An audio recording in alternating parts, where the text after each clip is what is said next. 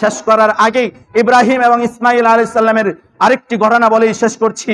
ইব্রাহিম আলাইহিস সালাম ইসমাইল আলাইহিস সালামকে বড় করলেন।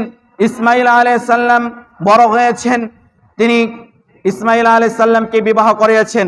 ইব্রাহিম আলাইহিস সালাম দূরদেশে মানুষকে ইসলামের বাণী শোনাচ্ছেন। হঠাৎ একদিন ইব্রাহিম আলাইহিস সালাম ইসমাইল আলাইহিস সালামের কাছে এসেছেন। তিনি এসে দেখলেন ইসমাইল আলাইহিস সালাম ঘরে নেই, কোথায় যেন চলে গিয়েছে। তার সহধর্মিণী আছে, তার স্ত্রী আছে। তিনি ঘরে গিয়ে সালাম দিলেন, বলছেন তুমি কে? বলছে আমি তার ইসমাইলের সহধর্মিণী। বলছে তোমাদের জীবন যাপন কিরকম চলছে? তিনি বলছে আমাদের জীবন যাপন খুব কষ্টের চলছে, কখনো খেয়ে কখনো না খেয়ে চলছে, আমরা খুব কষ্টে আছি, দুর্দশায় আছি। ইব্রাহিম আলাইহিস সালাম বলছেন তোমার ইসমাইল যখন আসবে, তোমার স্বামী যখন আসবে, তখন তুমি তোমার স্বামী আসলে তোমার স্বামীকে বলবা যে একজন বৃদ্ধ লোক এসেছিল, সে তোমাকে সালাম দিয়েছে। আর আরেকটা কথা বলবা সেটা হচ্ছে ঘরের চৌকাঠটা যেন পরিবর্তন করে। ইব্রাহিম আলাইহিস সালাম এই কথাটা বলে চলে গিয়েছে। ইসমাইল আলাইহিস সালাম অনেক পরে এসে তার পিতা যেহেতু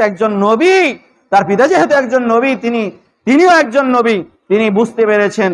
বুঝতে পেরে তার স্ত্রীকে জিজ্ঞাসা করলো যে আমাদের ঘরে মনে হয় কেউ এসেছিল।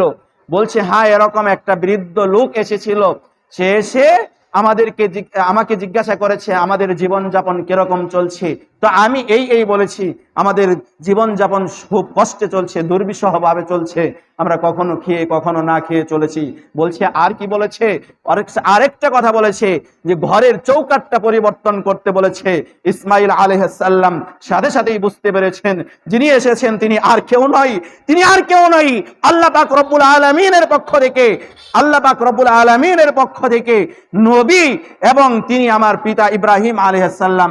তিনি যে কথাটা বলেছেন, চৌকাঠ পরিবর্তনের কথা যেটা বলেছেন, অর্থাৎ স্ত্রীকে তালাক দিতে বলেছেন, ইসমাইল আলাইহিস সালাম সাথে সাথেই বলেছেন আমার পিতা তোমার আচরণে সন্তুষ্ট হতে পারে নাই, সুতরাং যেহেতু আমার পিতাকে তুমি কষ্ট দিয়েছো, আমার পিতা যাওয়ার সময় চৌকাঠ পরিবর্তনের কথা বলে গেছেন, মানে তোমাকে তালাক দিতে বলেছেন, আর তোমাকে আর রাখা আমার পক্ষে সম্ভবপর নয়। বলছে তুমি চলে যাও, তোমাকে তালাক দিলাম। ইসমাইল আলাইহিস সালাম আবার আরেকটা বিয়ে করলেন। কিছুদিন পর আবার ইব্রাহিম আলাইহিস সালাম এসেছেন ইসমাইল আলাইহিস সালামের সাথে সাক্ষাৎ করার জন্য।